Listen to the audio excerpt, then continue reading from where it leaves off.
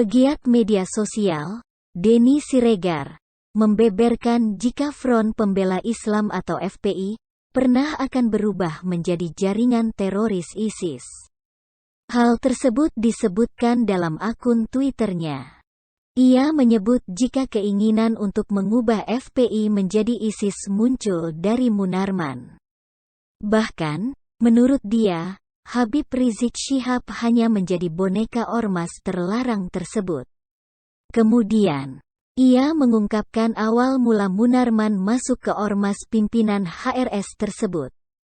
Sejak Munarboy masuk FPI, dia dengan cepat masuk ke ring 1 dan ada di samping Rizik, ujarnya. Seperti dilihat dalam akun Twitternya, Senin, tanggal 12 April tahun 2021. Menurut dia, Munarman dekat dengan Habib Rizik lantaran Munarman yang juga mantan sekretaris umum FPI itu membawa dana besar dari luar untuk membiayai FPI. Kata Denny, keinginan Munarman dekat dengan HRS berkaitan dengan ide Munarman untuk menjadikan FPI sebagai jaringan ISIS di Indonesia. Ia pun menyebut cara Munarman mirip dengan Boko Haram di Nigeria. Munarboy membawa jaringan dan dana besar dari luar supaya dekat dengan Rizik. Ini berkaitan dengan ide Munarboy untuk buat FPI sebagai jaringan ISIS di Indonesia. Mirip Boko Haram di Nigeria, cetusnya.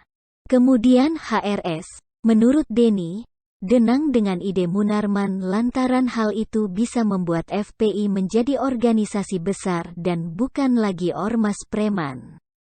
Terlebih, Munarman menjanjikan Rizik menjadi imam besar jika nantinya ISIS berkuasa di Indonesia. Rizik senang, karena dengan begitu FPI bisa jadi organisasi besar, bukan lagi organisasi preman. Apalagi Munarboy janjikan dia untuk jadi imam besar jika ISIS berkuasa nanti, jelasnya. Itulah awal perubahan FPI yang dulunya Ahlus Sunnah wal Jamaah bermetamorfosis jadi Wahabi, ungkapnya. Dekatnya Munarboy dengan Rizik ini buat kecemburuan elit FPI. FPI terbelah, tapi Munarboy lebih kuat karena dia bawa dana internasional. Sedangkan elit FPI lainnya cuman andalkan donasi mabohir. Lagian mereka gak sepinter Munarboy yang langsung buat laskar jihad, di mana dia sebagai panglimanya, kata Denny Siregar. Menurutnya lagi, laskar jihad bentukan Munarman itulah yang terlibat bentrok dengan polisi di peristiwa kilometer 50. Mereka punya SOP bunuh siapapun yang mau celakakan Rizik dan Munarboy. Laskar jihad ini juga yang kemarin ditangkap Densus karena rencana bikin bom saat sidang Rizik dan bikin rusuh Indonesia dengan sasar toko China, terangnya. Munarboy inilah mastermind sebenarnya. Sedangkan Rizik hanya boneka, sebagai simbol dengan konsep imam besar untuk raih pendukung.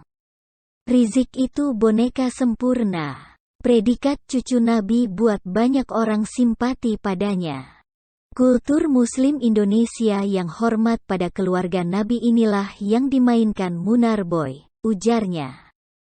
Sebelumnya, seperti dilansir suara.com, Munarman memberikan jawaban terkait dirinya sebagai dalang aksi teror bom. Ia pun enggan merespons ucapan Denny Siregar dan menganggapnya bukan manusia. Saya hanya diskusi sama makhluk yang mengerti bahasa manusia yang beradab, katanya.